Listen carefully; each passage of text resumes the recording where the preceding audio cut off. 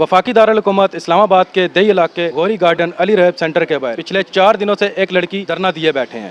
इससे बात इज्जत है वो इज्जत इस तरह गलियों में नीलाम ना करती है। ठीक है, मैं इतने दिनों से यहाँ पे आई हूँ, मैं यहाँ से मर्दान से आई हूँ और मैं इतने दिनों से इसी मसले को देख रही हूँ।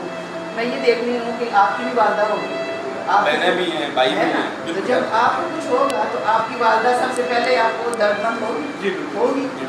बीवी बाद में होती है, वालदा पहले होती है। ठीक है, अभी कानून भी यही पास हुआ है पहले कि मतलब वालदा जो है उसको पूरा इख्तियार है, को अपने बच्चे का इलाज करवा सकती है। ठीक है, मैंने अपने बच्चे को यहाँ पे एडमिट करवाया। इज्जतदार औरत गले में नहीं बैठती। ठीक है, उस जिसने आपको खुद बताया कि मैंने लव मैरिज की है, मैंने शादी खुद की, सब चीज़ उसने बताई, मैंने नहीं बताई।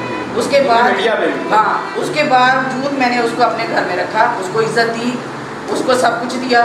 उसके बावजूद जब मेरा बेटा उसकी वजह से इस हालत में पहुंच गया कि वो आइस के नशे तक पहुंच गया, तो फिर मेरा फर्ज बनता है ना कि मैं उसका कोई हल निकालूं। मैं उसको मरते हुए देख सकती हूँ? नहीं देख सकती ना। तो फिर मैंने तो अपना लीगल काम किया, मैंने कोई गलत काम किया नहीं।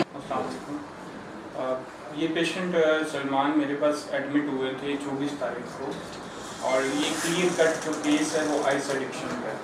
ठीक है, अब ये 24 तारीख को यहाँ पे एडमिट हुए हैं, आज है 5 तारीख, तो इनको तकरीबन 14 से 15 दिन का टेन्योर हुआ है अभी। तो उसमें ये कि जो भी ड्रग एडिक्शन का इलाज होता है उसका जो फर्स्ट फेज होता है वो डिटॉक्सिफिकेशन होता है, बॉडी से नशे के जो केमिकल्स हैं उनका खराज होता है।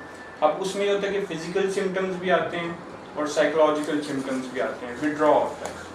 अब ये कि वो उनकी जो कंडीशन है वो साइकोलॉजिकली बड़े वीक हैं और उनकी ओरिएंटेशन जो है वो बड़ी पुअर ओरिएंटेशन है। इवन कि अभी उनको टाइम का, डे का, डेट का, इन चीज़ों का अंदाज़ा तक नहीं है कि आज क्या डेट है, आज क्या टाइम है, मतलब अपनी नॉर्मल कंडीशन में नहीं है। तो इसलिए फर्स्ट हमारे जितने भी रिहेबिलिटेशन सेंटर्स हैं वो फर्स्ट मंथ में पेशेंट से मुलाकात अलाउ नहीं करते, मतलब इस पोजीशन में बिल्कुल मुलाकात अलाउ नहीं होती। लेकिन उसके बावजूद हमने इनकी वाइफ से, इनके पेरेंट्स से, इनकी पेरेंट्स से 1 दफ़ा मुलाकात करवाई और वाइफ से 2 दफ़ा मुलाकात करवा चुके हैं। जो आपके सेंटर के बाहर जिन्होंने धरना दिया? जी जी बिल्कुल, उनसे 2 दफ़ा मुलाकात करवा चुके हैं और हम उन्हें बारहा ये बता चुके हैं कि इनकी साइकोलॉजिकल कंडीशन ऐसी नहीं है कि इनको यहाँ पे बार बार मुलाकातें करवाई जाएं और यहाँ इनका डिस्चार्ज करवाया। तो इनकी जो जितनी तमाम मेडिकल रिपोर्ट वगैरह है वो आपके पास सारी मौजूद है?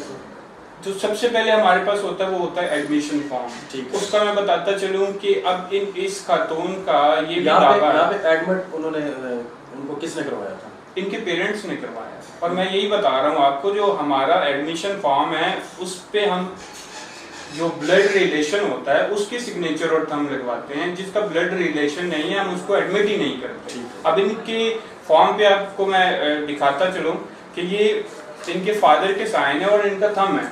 फादर की परमिशन से ये बच्चा एडमिट हुआ है, इसका इलाज स्टार्ट हुआ है।